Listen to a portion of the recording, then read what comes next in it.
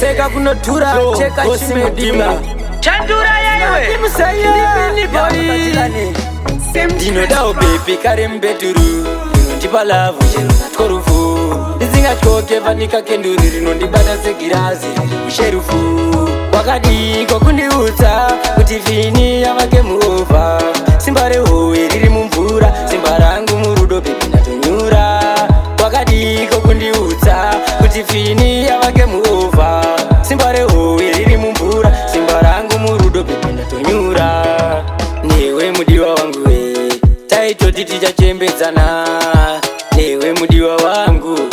kuzika tavakaimba iwe une rudo uya undiponde pauri ndakanamirira vandikonde saka ndichatooma ini semuonde ndinoda kuwaratidza muyera kombe wakadiko kundiudza kuti vhini yavake muovha simba rehowe riri mumvura simba rangu murudo baby ndatonyura wakadiko kundiudza kuti vhini yavake muovha simba rehowe riri mumvura simba rangu murudo baby ndatonyura zvandaiti ndakura ndavaka musha ndainge ndaudza kavangu mbuya vakanditenda kanyakupfuya ndizvo zvinhu zvatinoshuwa hapana anokwanisa kubata nguva hapana anokwanisa kumisa tsuwa asi rudo ndirwo rwatoshuwa zamara tese tapinda muguwa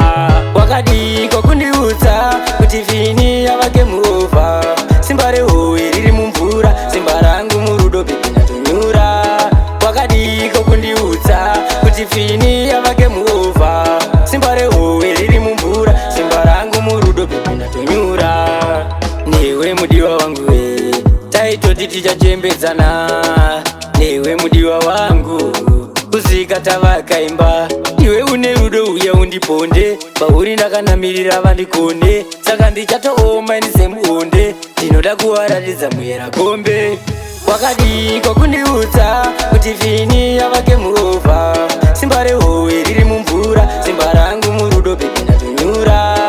wakadiko kundiudza kuti vhini yavake muovha simba rehowe riri mumvura simba rangu murudo baby ndatonyura zvandaiti ndakura ndavaka musha ndainge ndaudza kavangu mbuya vakanditenda kanyakupfuya